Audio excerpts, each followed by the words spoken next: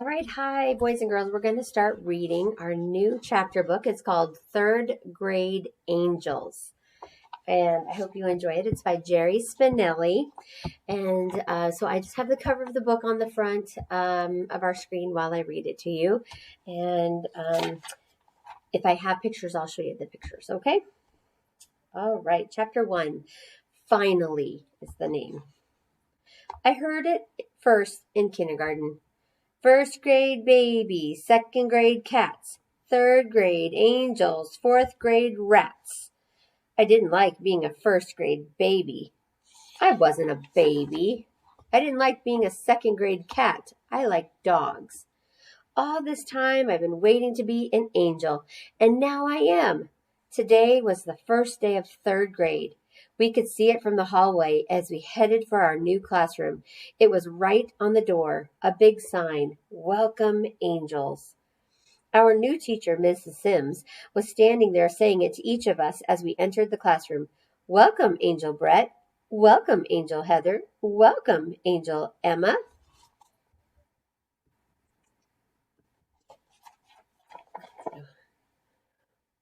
Picture.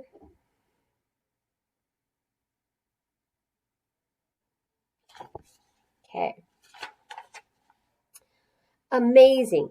How did she know our names already? She shook each student's hand. When it was my turn, she shook my hand and said, Welcome, Angel George. Only my teachers call me George. My real name is Suds. When we were in our seats, Mrs. Sims gave us the biggest smile I have ever seen. I knew right away that we were the best class she had ever had. I fired my best smile back at her. She held out her arms. Good morning, angels. Good morning, we shouted back. A boy beside me added, Teacher. We all laughed. Are you the boss angel? The same boy asked. Half of us were shocked, and half of us laughed. Mrs. Sims laughed. She thought about it. She nodded. Yes, I guess you could say I'm the boss angel, but Joseph, she turned to the board and wrote her name in big letters. You can call me Mrs. Sims. Joseph nodded and looked across the aisle at me and said, Cool. I didn't know him. I figured he must be new. All right, said Mrs. Sims. Let's talk about angels for a minute. You've been a baby and you've been a cat and you know what they are, but what about angels? What's an angel? Her eyes swept over the class. Hands went up. A spirit, said Raymond Van Audie. A dead person with wings, said Holly Briscoe. Big white wings, Jeremy Muntz called out without raising his hand. Judy Billings was sitting in front of me. It was no accident. I had rushed to get to the seat behind her. I think he has a crush. Her hand shot in the air. She went. Yes, Judy, said Mrs. Sims. Judy stood, even though the others didn't. Perfect in every way.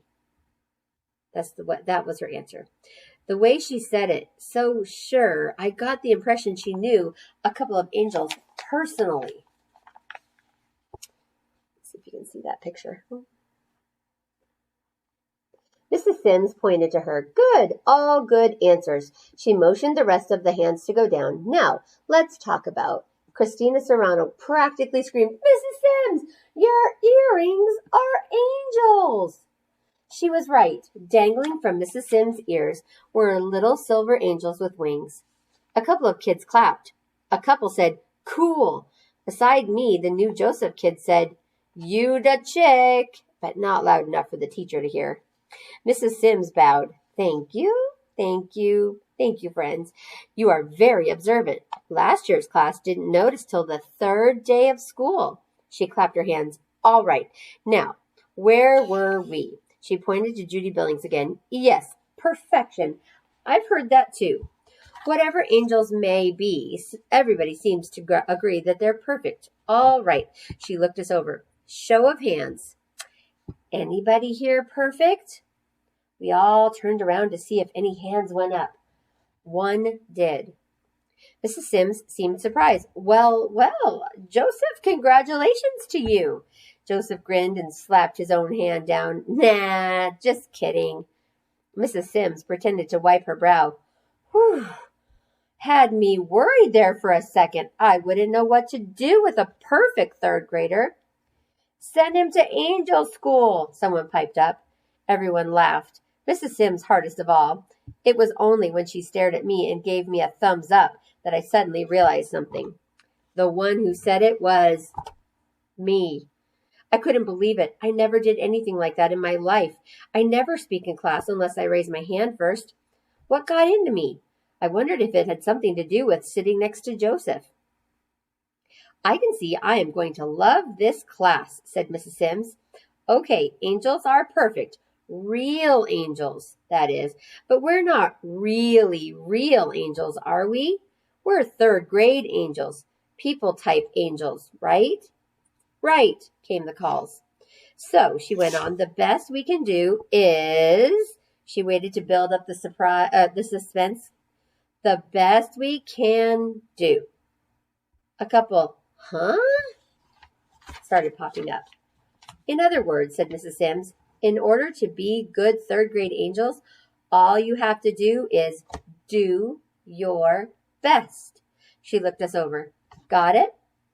Got it, we said. Okay, said Mrs. Sims, but I know you guys. You like a little reward for your trouble, right? Right. You want a little prize at the end of the road to make it all worthwhile, right? Right. Well, she said. She reached into her desk drawer. Have I got a prize for you? Chapter 2. The Prize. It was a circle of yellow cardboard. Halo, voices called. Halo it is, said Mrs. Sims. Wonderful if it fits. She put it on her head. She smiled and blinked her eyes like an angel, I guess. We laughed. So, she said, who would like to win a halo? Every hand went up, but one. Mrs. Sims looked surprised. Not you, Joseph? Joseph shrugged. He dragged his hand into the air. Sure, why not? She nodded. Indeed, why not? So, here's the deal. Beginning in October, one angel per week will get to wear a puppy like this. By puppy, she meant the halo, which she waved at us. There's a little picture of the halo.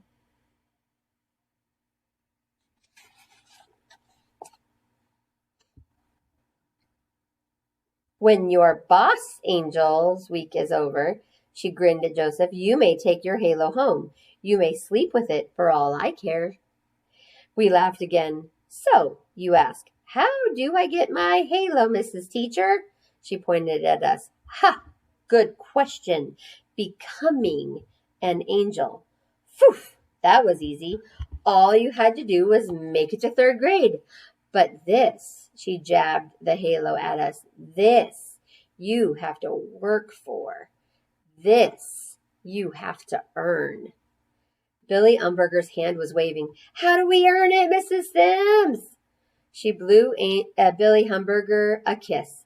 I love a kid who asks good questions, she laughed. We were spending a lot of time laughing. Let me throw the question back to you guys. She called us guys. Cool. What do you think you have to do to win your halo? Hands went up. She called on Judy Billings. Judy had a butterfly thing holding her hair back from her right ear. I had liked Judy Billings ever since first grade, but I never before had such a good look at the back of her ear. Talk about perfect. Any angel would be proud to have her ear.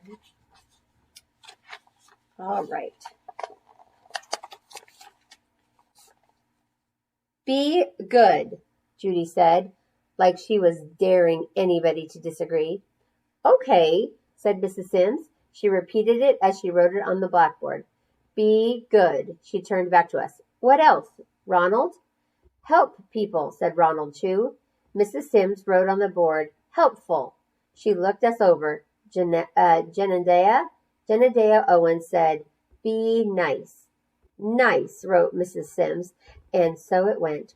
Friendly, obedient. Mrs. Sims wrote behave. Joseph put his hand over his mouth and whispered real low, boo. He looked at me and grinned. Do your homework. Eat your vegetables. That was Bernard Weber. Lots of laughing and groaning, but Mrs. Sims wrote it. Wash your ears. Neat cubbies. That was me. Spelling. Give the teacher an apple. That was Joseph, laughing and clapping. Mrs. Sims wrote, love your teacher. Big cheers, even a whistle. By the time the last hand was called on, the board was almost full. Mrs. Sims took a deep breath. Well, there you go. Look how many ways there are to earn your halo. Get the picture, angels? Yes, we shouted. She snapped her fingers and pointed to us. All right then, I've done my job. The rest is up to you. She looked at the calendar on the wall. 25 days till October. I wonder which angel will be first to get a halo. We all wondered with her. Mrs. Sims, it was Billy Umberger, itching for another kiss, I figured. Yes, Billy. Does everybody get a halo? Mrs. Sims blinked, like the question surprised her. I hope so. I expect every one of you to prove to me you're worthy of being an angel. I've been doing this for 12 years now, and so far, every one of my students has earned his or her halo. Somebody blurted, even Gerald Willis? I heard gasps. 23 heads jerked in my direction because the somebody who blurted was me. Joseph reached across and punched my arm. You da dude, he said. I couldn't believe myself. All of a sudden, it was like there was no door between my brain and my mouth. And as for Gerald Willis, he was a fifth grader, a troublemaker, and a bully. The class was laughing, but Mrs. Sims wasn't even smiling. She stared at me. I said, everybody. I wanted to jump to my feet and call out, I'm sorry, Mrs. Sims, I don't know what's getting into me. I'm not usually a big mouth. But the bell rang for recess.